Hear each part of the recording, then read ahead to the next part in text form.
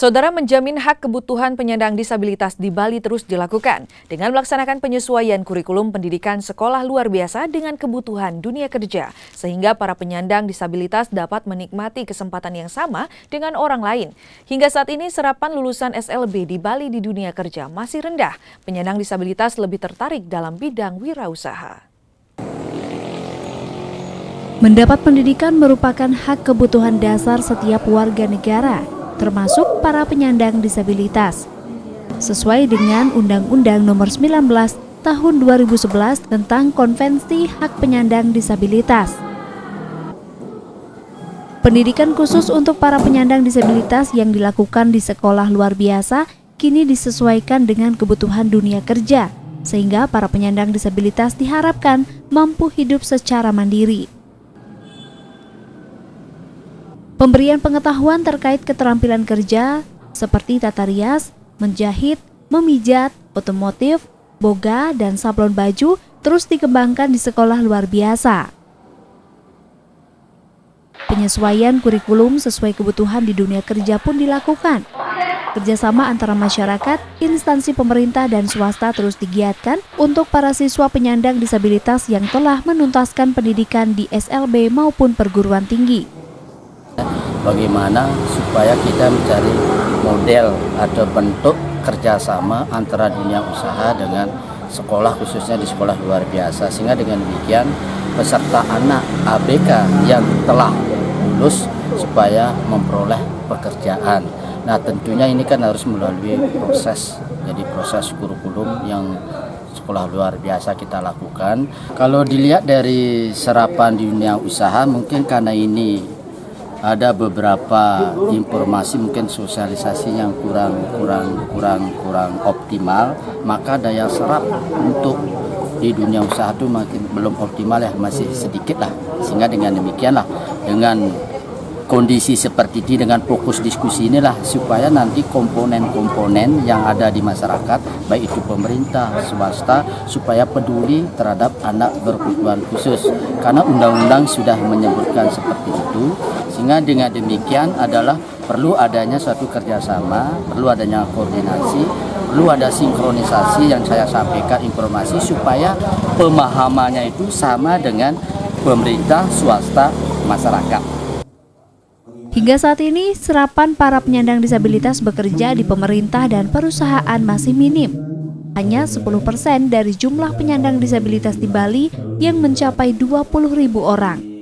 Para penyandang disabilitas lebih memilih untuk berwirausaha. Terkait dengan hal tersebut, pemerintah Buleleng menyiapkan dana 600 juta rupiah untuk pemberdayaan penyandang disabilitas di Buleleng. Realnya sekarang bahwa lulusan SLB ya, penyandang disabilitas lulusan SLB ya, khususnya Runu Wicara, itu yang memang bekerja di perusahaan atau jadi PNS, itu persentasenya mungkin di bawah 10%, Mbak. Kenyataannya kebanyakan dari mereka itu adalah bekerja sebagai wira swasta, baik itu di keterampilan apa atau di bidang jasa gitu. Nah, makanya saya tegaskan bahwa di SLP juga untuk pendidikan kewirausahaan itu harus lebih ditingkatkan lagi. Kardiana Rayana, Kompas Dewata.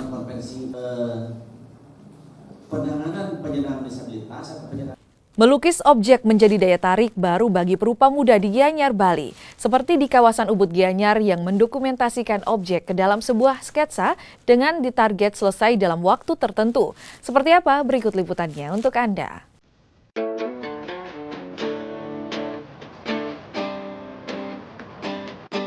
Melukis sketsa objek menjadi daya tarik baru bagi perupa muda di Bali untuk membuat lukisan berkualitas. Di Ubud Gianyar, puluhan perupa memilih adu cepat melukis sketsa objek dalam lembaran kertas putih. Perupa muda ini pun diberi waktu selama 1 jam untuk menyelesaikan sketsa objeknya. Seperti yang tampak pada sebuah lokasi di puri lukisan ini, perupa menuangkan objek yang ada dari berbagai sudut dalam bentuk sketsa. Berbeda dengan melukis inspirasi, imajinasi, dan realistik untuk ketepatan sketsa, Melukis sketsa memerlukan konsentrasi cepat terhadap pengenalan objek, baik yang bergerak maupun objek diam. Niko, salah satu perupa sketsa, memilih lukisan sketsa lantaran adanya tantangan. Terlebih, waktu penyelesaiannya pun ditentukan. Jadi kita mendokumentasikan gambar tersebut ke dalam kertas dalam waktu yang singkat. Kalau lukisan itu biasanya kita ada yang imajinatif, ada juga yang realistik. Kalau yang realistik biasanya dibutuhkan waktu yang lumayan lama. Jadi itulah perbedaannya di perbedaan waktu. Ya. Kalau perbedaan komersial dari sketsa dan lukisan, kalau lukisan karena emang pengerjaannya lama dan telaten, jadi itu pasti nanti harganya lebih mahal. Tapi kalau misalkan sketsa itu bisa sketsa cepat itu dapat juga dijual dengan harga tertentu.